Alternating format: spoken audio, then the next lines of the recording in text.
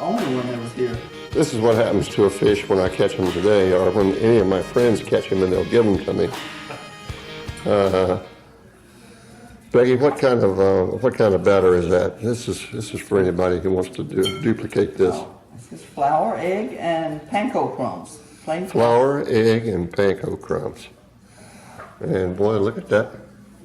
Look at that pretty tray of fillets. I tried to get her to do all this in an apron. And she says, just an apron. This is Bruce Gover. He's responsible for 6 fillets here. That's all he's got. He's responsible for 6. I was wondering if I was responsible for catching them or responsible for eating the 6. I'm sure you'll be able to do that. I caught so much gar. Yes, they do. You looked at him and you said, moving along. Didn't even. Oh, who was that guy that caught that gar that wanted to talk about it? It was funny. Most of these Steve caught, and I contributed. I watched your video today at the dog park, and then some dumbass husband wanted to give me lip service because my dog wouldn't give up his toy, and I made reference. I said, "You know something? You might want to leave these things at home because once it comes in here, it's community property." Would you think a dog is supposed to know whose toy it is? Guess so. So his wife's holding it up like this. Well, who's after it? My dog's after it. Half a dozen other dogs are after it, and she's going. This is Steve Henderson. He's into fishing and dogs. Got a bait company there. It's been an internet business for 10 or 12 years. Oh. landbigfish.com. Oh yeah, I know it well. And so I was in there, and I went in this store, and along the way, it's like an internet warehouse for all. They've got everything. So I was looking for a Ruka shad, like you were talking about.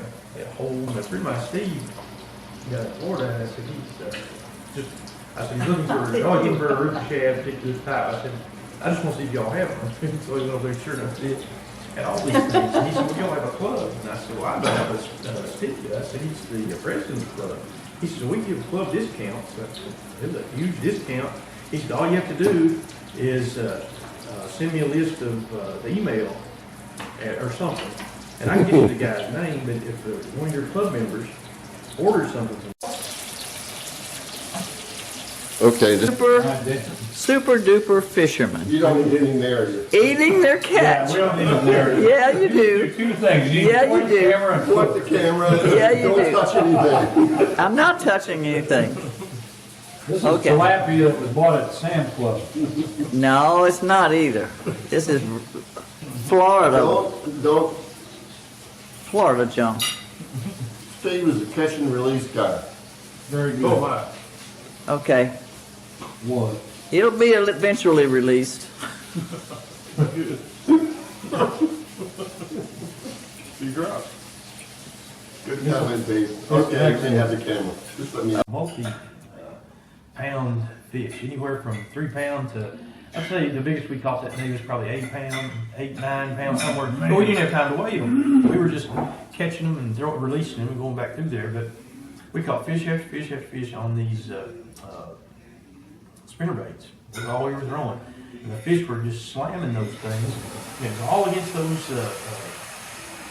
cattails, all the way down through there. And the wind was blowing over top, like we talked about. But there was a front that was coming in that particular day, and that front and the timing was just perfect. So we sat down, and Jennifer's granddad, he was, what he would say, he said, I can give out. He said, I'm just absolutely just wore out from catching these fish. So I had a camera at the time. This is before we were just snapping them. We didn't have camera phone and all this kind of thing. We just digital camera. So we pulled into the dock, and these guys came up to us and they said, y'all doing good? And they said, yeah. And they didn't believe us. And he said, run up there to the Walgreens and develop those things right now. So I took that camera just fresh from the outing.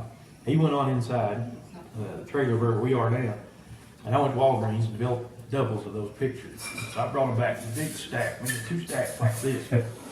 Spitting on how much money on those things. So he sat down and started going through them. And just, he even just tickled him to death. You know, of course, I I'd never experienced anything like that either, but I didn't realize how much it was impacting him in terms of the, when I started seeing how much of a big deal it was for him, then I started sinking into me, like, this is a pretty good day we had. Oh, yeah. So this guy came in and lived there. His name was Jake. Fished every day. Lived down here, fished every day.